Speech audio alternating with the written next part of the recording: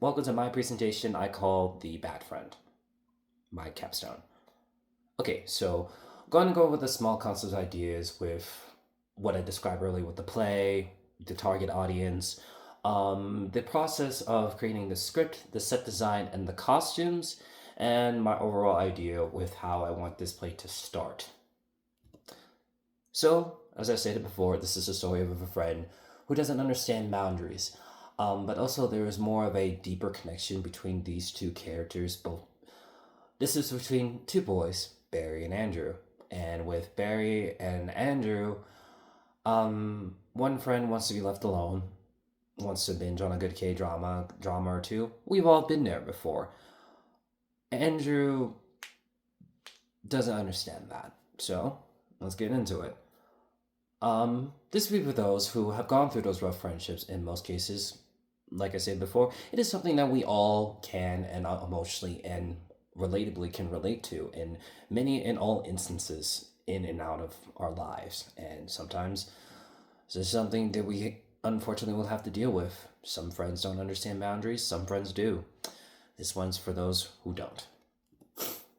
All right, so although this is a very meticulously not set design, I did start off with a more of a lone studio apartment set. This is mainly will to focus on that this will be kind of a one act scene. One of the images that I would want to agree upon would be a necklace that, oh my god, a necklace that both Barry and Andrew will be wearing. One, it will represent both a sun and a moon, with it representing both a sun and a moon, showing that the fact that there are some unspoken feelings.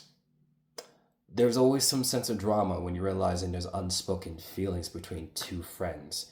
And I want this to be set in more of a winter-esque tone. With my formatting, unfortunately, I don't know why it kind of cut off the sketch and through my costume for one of the costumes. But it was more set of a fall winter-esque tone with wearing like a hoodie, a jacket, it's late at night. You know, winter dates, fall comfortability. And I want this to be more set of something relatable at a late at night type of situation. Going on with a bit of my script. This is a bit of the script that I created myself in terms of the connection between both Andrew and Barry. One of the lines I really do want to show was how Andrew really tells the truth about what Barry's been doing, because it kind of shows that yeah, Barry's just not listening, and it's constant over and over and over again. And this is happening over and over and over again.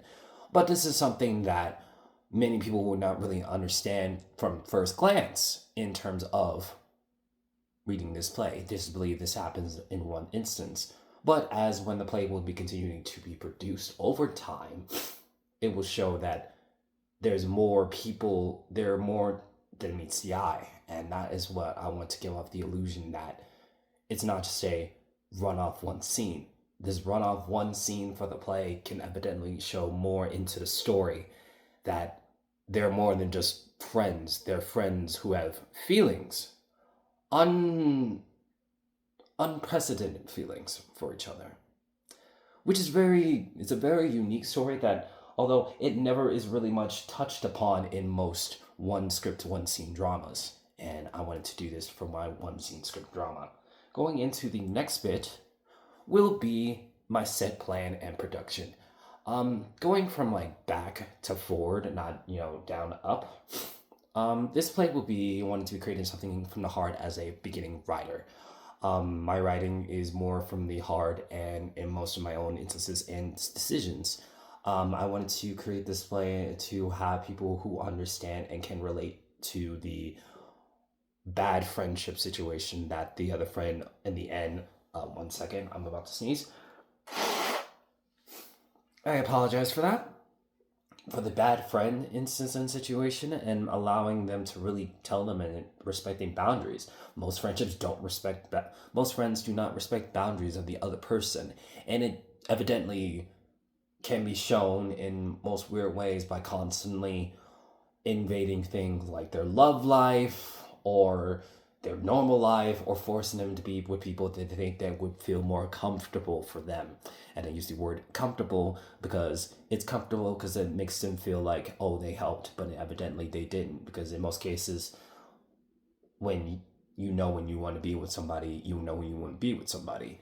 Going into how I want to have these set up from donations from like ticket sales. Not really more focusing on donations, but sales in general.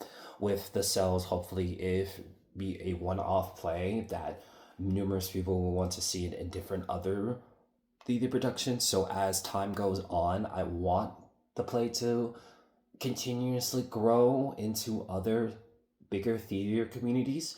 I'm really focusing on like the small community here in Flagstaff, Arizona with Theatricos. It is a very small community, but it's well known through its theater connections both with NAU or by itself through its productions.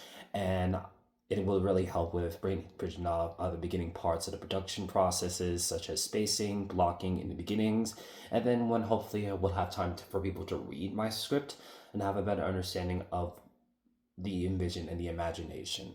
This is just a beginning process, hopefully going into a deeper, long thought out process to help more within in the future. And this is more of my resume. In terms of how long I have been doing this, I am a passionate performer. Dancing experience, I recently just graduated from NAU with my degrees in theater and in English. I have experience in costume design for 2 years, voice acting, script writing. I've been doing this for almost 11 years as well. My own personal project is Swan Twins. I've been writing 26 chapters for that for myself. And my resume will speak for itself. I hope this play will reach to the audience, and thank you for listening to my presentation.